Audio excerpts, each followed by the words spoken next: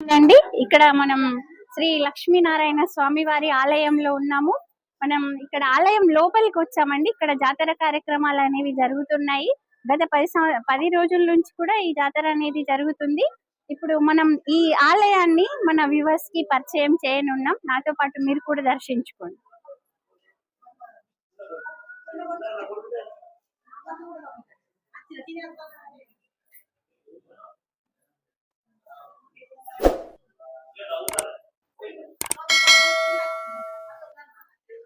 మనకి ఇక్కడ వచ్చేసి ఏంటంటే భక్తులందరూ కూడా ఇక్కడ మనం ఈ విగ్రహాన్ని డైరెక్ట్ గా తాకకుండా ఇలా అరేంజ్ చేసి పెట్టారండి.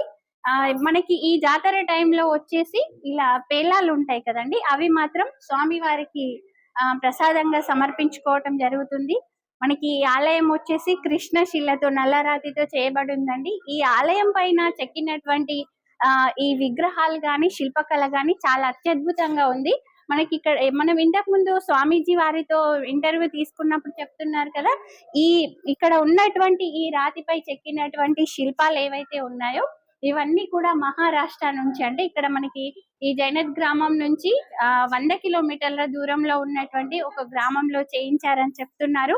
చాలా అత్యద్భుతం అండి. ఇది కృష్ణశిలతో చేయించి నల్లని కలర్ లో ఉందండి. బట్ ఏంటంటే ఇక్కడ మనం వైట్ గా గమనిస్తున్నాం కదా, ఇట్లాంటివి ఒకసారి పెయింట్ వేయటం జరిగిందంట మన పూర్వీకులు. బట్ ఏంటంటే స్వామివారి ఆజ్ఞ ఏమో తెలియదు కానీ నల్లటి కలర్ లోనే ఉండాలని ఈ పెయింట్ అయితే ఆగలేదండి, మళ్ళీ నలుపు కలర్ లోకే వచ్చేసింది. ఇక్కడ వీళ్ళందరూ చూస్తున్నారు కదండి, వీళ్ళందరూ కూడా సేవకులు. జాతర టైం ఎన్ని రోజుల నుంచి చేస్తున్నారమ్మా?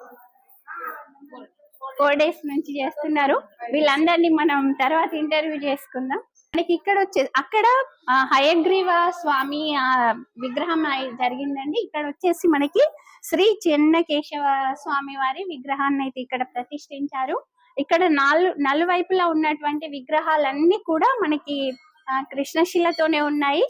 సేఫ్టీ కోసం అని ఇలా అయితే ఏర్పాటు చేయడం జరిగిందండి.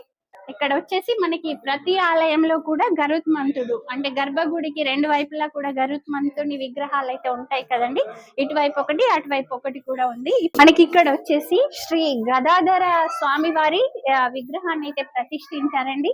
ఈ విగ్రహం అయితే చాలా అత్యద్భుతంగా ఉంది.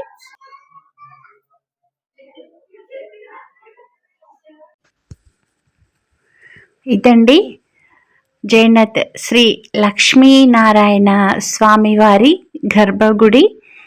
ఇక్కడే మనకు నారాయణ స్వామివారు తన ప్రసన్నమైనటువంటి రూపంలో దర్శనమిస్తున్నారండి. ఈ మందిర నిర్మాణం అంతా కూడా చాలా అత్యద్భుతం.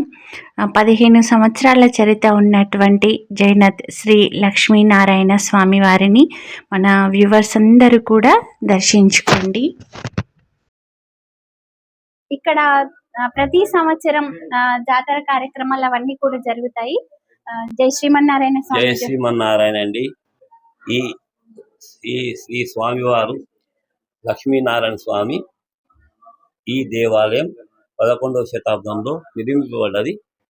ప్రతి కార్తీక మాసంలో శుద్ధ ఏకాదశి మొదలుకొని బహుళ పంచమి వరకు శ్రీ స్వామివారి కళ్యాణోత్సవం నుండి బహుళ పంచమి వరకు ఉత్సవాలు అవన్నీ జరుగుతాయి. ప్రతి సంవత్సరం సూర్యకిరణాలు స్వామివారి పాదాల పైన పడడం జరుగుతుంది. అక్టోబర్ నవంబర్లో ఒక మారు, తర్వాత ఫిబ్రవరి మార్చిలో ఒక మారు రావడం జరుగుతుందండి. అదేవిధంగా లక్ష్మీనారాయణ స్వామి దేవాలయంలో ఉపాలయాలు కలవు. వాటిలో ఒకటి విశ్వసేన పెరుమాళ్ళు, తర్వాత లక్ష్మీ హయగ్రీవ స్వామివారు, తర్వాత చెన్నకేశవ స్వామివారు, తర్వాత గరుత్మంతుడు, హనుమంతుడు, గదాధర స్వామి, తర్వాత అనంత పద్మనాభ స్వామి దేవాలయాలు కలవు. ప్రతి సెప్టెంబర్లో గణపతి చవితి అయిన తర్వాత చతుర్దశి నాడు ఇక్కడ 1000 కోటి వత్తుల నోమని కోమట్లు నోచుకుంటారు. ఆ వత్తులను స్వామివారి దగ్గరికి తెచ్చి స్వామికి హారతి సమర్పించుకొని అవి వెలిగించుకుంటే వారికి సకల భోగ భాగ్యాలు కలుగుతాయని వారి యొక్క ప్రగాఢ నమ్మకం.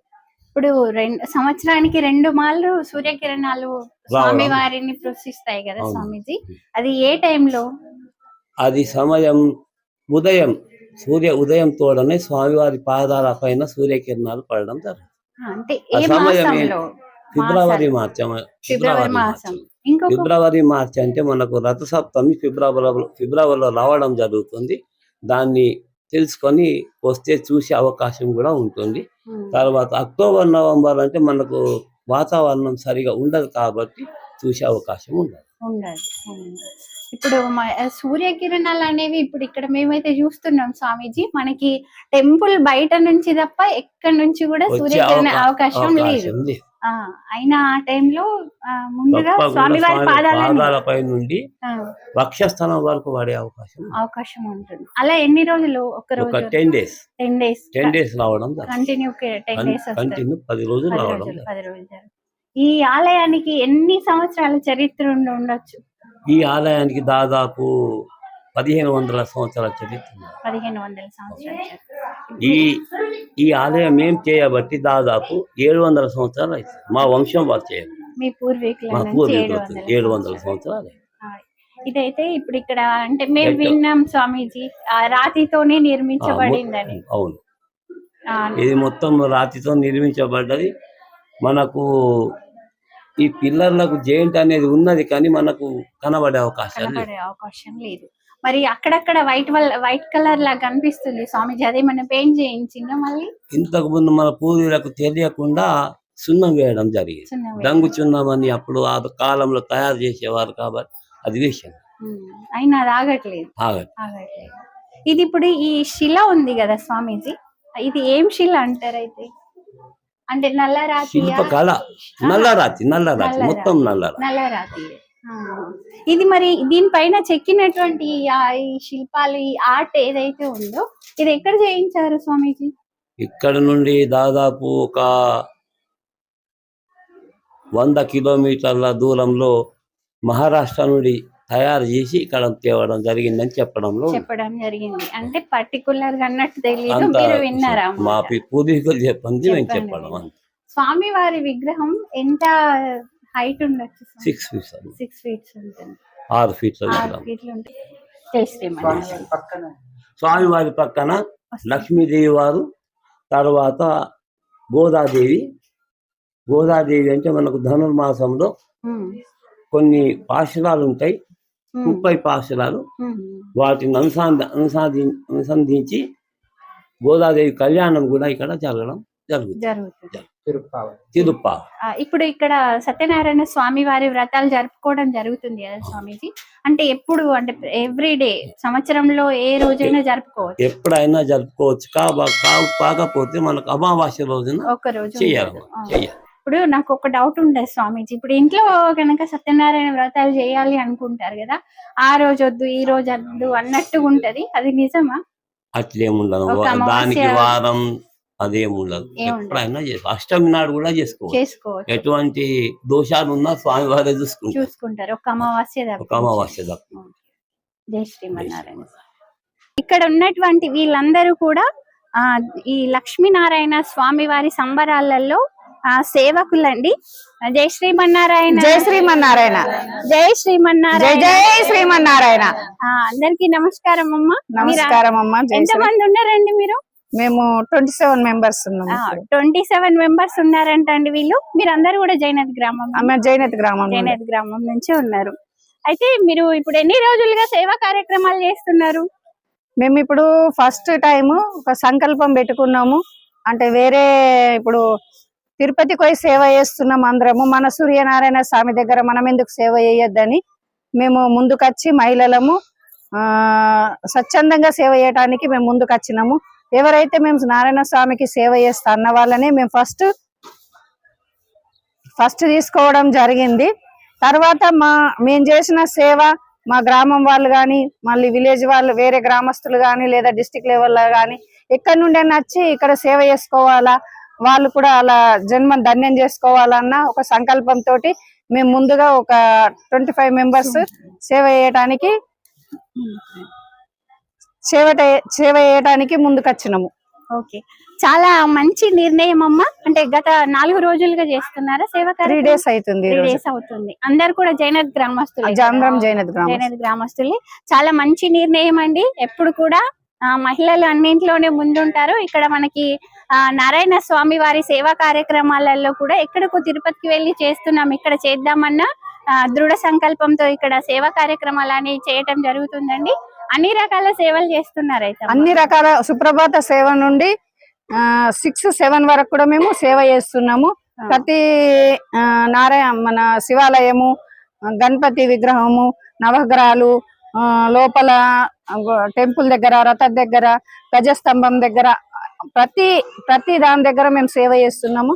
అక్కడ బయట చెప్పుల దగ్గర కూడా సేవ చేయడం జరుగుతుంది.